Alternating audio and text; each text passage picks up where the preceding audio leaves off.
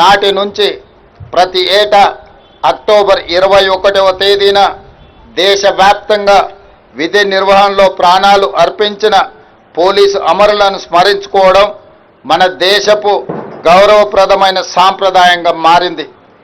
దేశం కోసం ఆనాటి నుంచి ఈనాటి వరకు ఎందరో పోలీసులు ప్రాణత్యాగం చేశారు. వారందరికీ పేరు పేరున హృదయపూర్వక శ్రద్ధాంజలి ఘటిస్తున్నాను.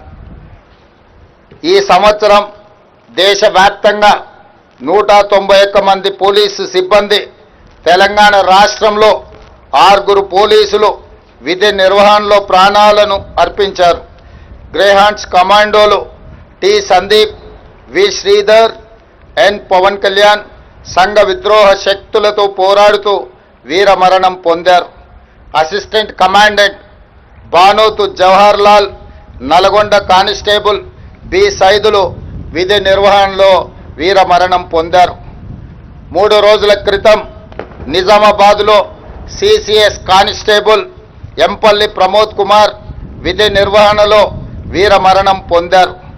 భర్త ప్రమోద్ను పోగొట్టుకున్న అతని భార్య ప్రణీతకు, అతి చిన్న వయసులోనే తండ్రిని కోల్పోయిన అతని 3 కుమారులకు, వారి కుటుంబానికి ప్రభుత్వం అండగా ఉంటుంది.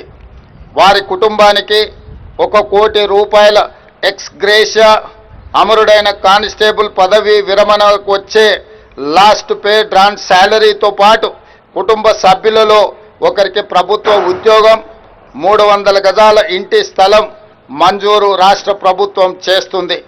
వీటితో పాటు పోలీసు భద్రత సంక్షేమం నుండి 16 లక్షల ఎక్స్ గ్రేషియా, పోలీసు వెల్ఫేర్ నుండి 8 లక్షల రూపాయల ఎక్స్ గ్రేషియాను ప్రమోద్ కుటుంబానికి చెల్లించి వారి కుటుంబానికి రాష్ట్ర ప్రభుత్వం అండగా నిలబడుతుంది.